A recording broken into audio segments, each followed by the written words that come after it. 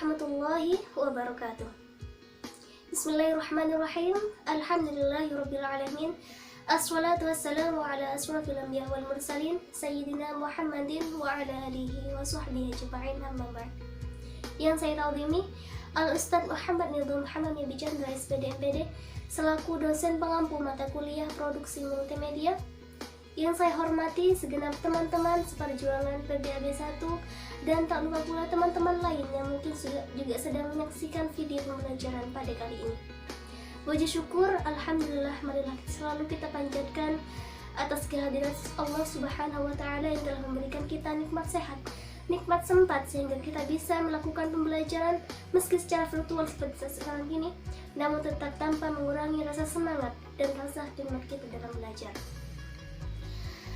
Sholawat seiring salam juga mudah-mudahan selalu tercurah limpahkan kepada Nabiullah Muhammad SAW yang telah berhasil membawa kita dari lautan jahiliyah menuju daratan ilmiah yang penuh dengan ilmu pengetahuan seperti saat sekarang yang kita rasakan ini. Teman-teman, pada pembelajaran kali ini kita akan belajar tentang maharatul kitabah atau keterampilan menulis. Untuk mengetahui bagaimana maharatul kitabah ini dan apa saja yang akan kita pelajari, oleh sebab itu saksikan video pembelajaran kali ini sampai selesai nanti agar kita bisa. Maharatul kitabah atau keterampilan menulis adalah satu dari 4 maharoh dalam bahasa Arab yang harus kita kuasai dengan baik. Pembelajaran maharatul kitabah sendiri terpusat pada 3 hal. Pertama, di mana kita harus mampu menulis dengan tulisan yang benar. Kedua, kita harus mampu mempercantik atau memperindah tulisan kita, atau seringkali diistilahkan menulis khat. Dan yang ketiga, kita harus mampu mengungkapkan pikiran kita secara jelas. 3 komponen tadi tidak dapat dipisahkan antara satu sama lain, sebab memiliki keterkaitan yang sangat erat. Oleh sebab itu, kita akan membahasnya lebih jelas lagi satu persatu. Namun sebelum itu, kita harus tahu seperti apa huruf-huruf yang akan kita tulis dalam bahasa Arab. Lebih tepatnya, kita harus tahu seperti apa dan bagaimana cara penulisan huruf hijaiyah. Oleh sebab itu, sebelum kita melangkah pada pembahasan yang lebih lanjut lagi, kita akan menyaksikan video seputar seperti apa huruf hijaiyah itu. Berikut videonya, saksikan dengan seksama. Assalamualaikum teman-teman, selamat berjumpa lagi dengan kami. Dalam episode kali ini, kami akan membantu teman-teman dalam mempelajari huruf-huruf hijaiyah. Selamat belajar ya. Alif, ba, ta, sa, jim, ha, ho, dal, za, ra, zai, sin, shin, son, dal, fa, za, ain, ghin, fa, qaf, kaf, lam, mim, nun, waw, ha, dan alif, hamzah, ya. Alif, ba, ta, sa, jim, ha, ho, dal, za, ra, zai, sin, shin, son, dal, fa, za, ain, ghin, fa, qaf, kaf, lam, mim, nun, waw, ha, dan alif, hamzah, ya.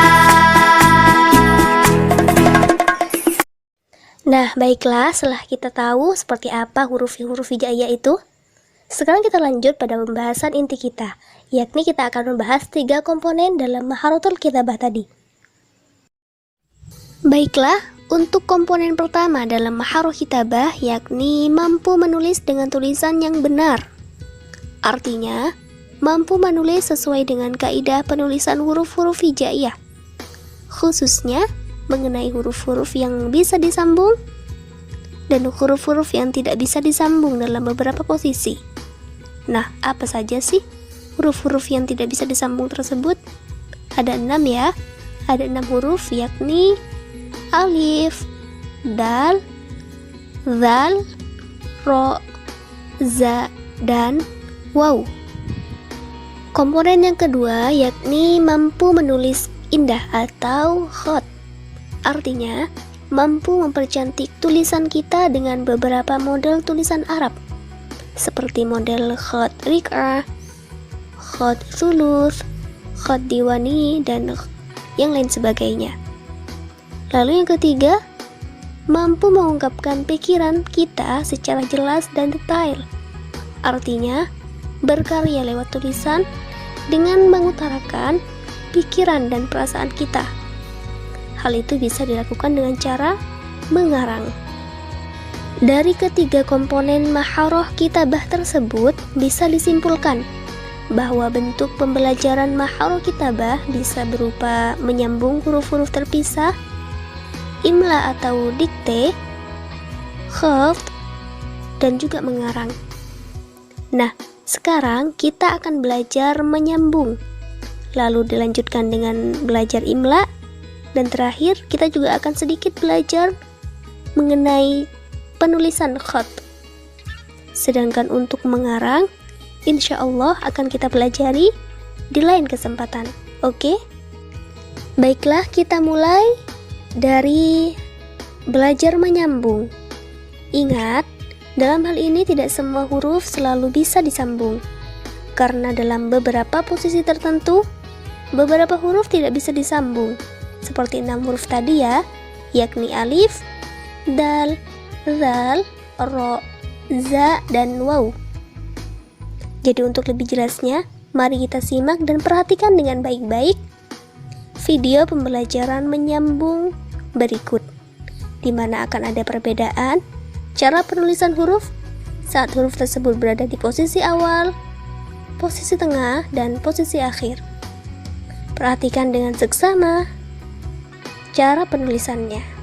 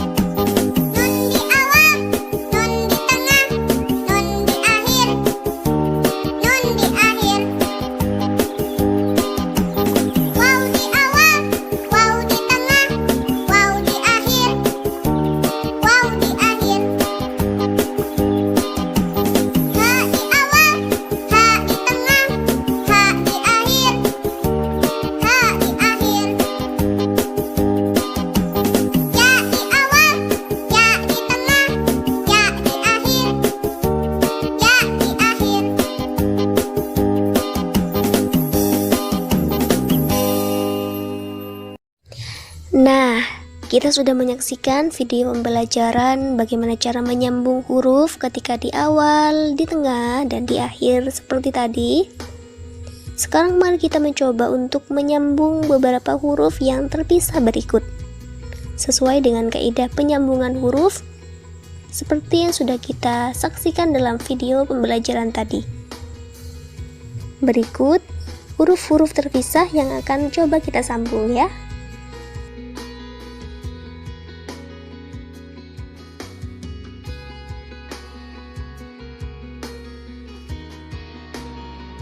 Baiklah, karena kita sudah berhasil dalam pembelajaran menyambung tadi, di mana kita sudah bisa menyambung huruf-huruf terpisah dengan baik dan benar, sesuai dengan kaidah penulisan dan penyambungan huruf hijaiyah.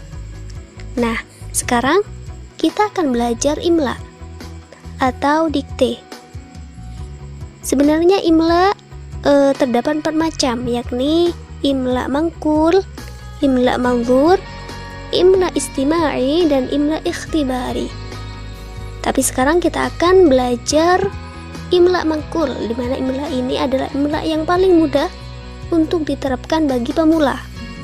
Karena imla ini sistemnya menyalin, mangkul yakni artinya menyalin, di mana guru akan menulis di papan tulis dan siswa akan menulis kembali atau menyalinnya ke dalam buku tulisnya, persis seperti yang ditulis oleh gurunya di papan tulis. Seperti berikut.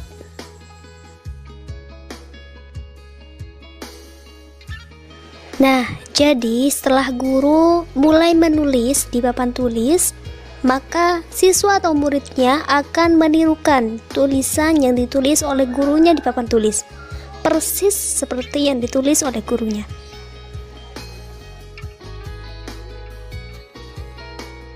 Selanjutnya, untuk yang ketiga atau terakhir, kita akan belajar tentang khot atau menulis indah.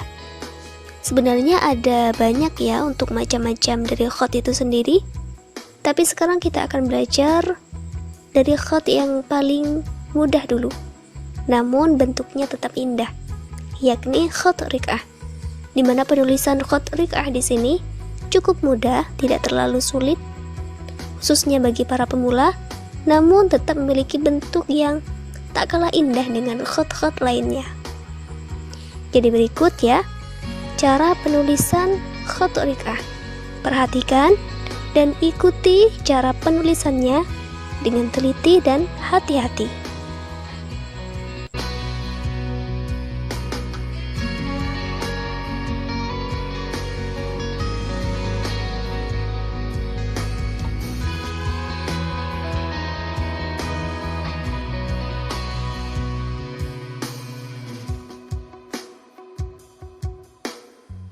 Nah, jadi begitulah cara penulisan huruf-huruf hijaiyah menggunakan model khot rik'ah. Tadi kita sudah melihat cara penulisannya, juga sudah mengikuti bagaimana cara penulisannya. Sekarang mari kita mengimplementasikannya dalam bentuk kalimat Arab singkat.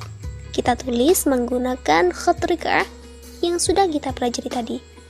Berikut kalimat Arab singkat yang harus kita tulis dengan khot rik'ah. Selamat mencoba.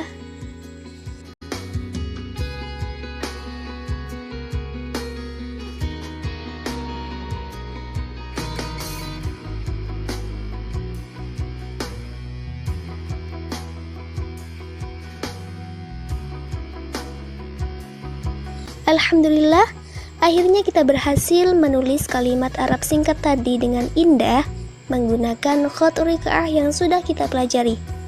Nah, karena kita sudah belajar banyak dalam maharoh kitabah kali ini, belajar menyambung huruf-huruf hijaiyah yang terpisah, belajar imla, belajar khot atau menulis indah dengan baik. Tetapi sebelum mengakhiri pembelajaran kali ini, mari kita mencoba mengevaluasi hasil belajar kita. Apakah sudah maksimal atau masih ada yang perlu dibenahi? Nah, untuk evaluasinya, mari kita mencoba mengerjakan soal-soal latihan seputar apa yang sudah kita pelajari dalam maharoh kitabah kali ini. Kita akan menjawab soal-soal berikut Selamat mengerjakan dan ma'an najah.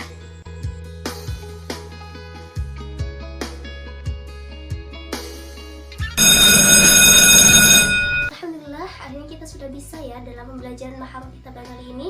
Kita sudah bisa menyambung huruf-huruf hijaiyah yang terpisah, sudah belajar imla dengan baik, dan juga sudah bisa menulis indah atau khat dengan sangat baik seperti tadi.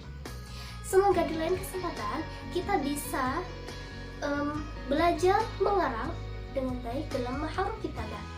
Karena mengarang juga sangat penting dan membutuhkan pembelajaran yang khusus. Dan sampai di sini saja dulu pembelajaran kita kali ini. Semoga pembelajaran kita membawa manfaat untuk kita semua dan terus meningkatkan rasa semangat kita untuk terus belajar. Sekian dari saya, mohon maaf apabila ada salah hilaf dalam pembelajaran tadi. Dan terima kasih telah menyaksikan video pembelajaran kali ini dengan semangat dan penuh rasa khidmat. Terakhir dari saya, wassalamualaikum warahmatullahi wabarakatuh.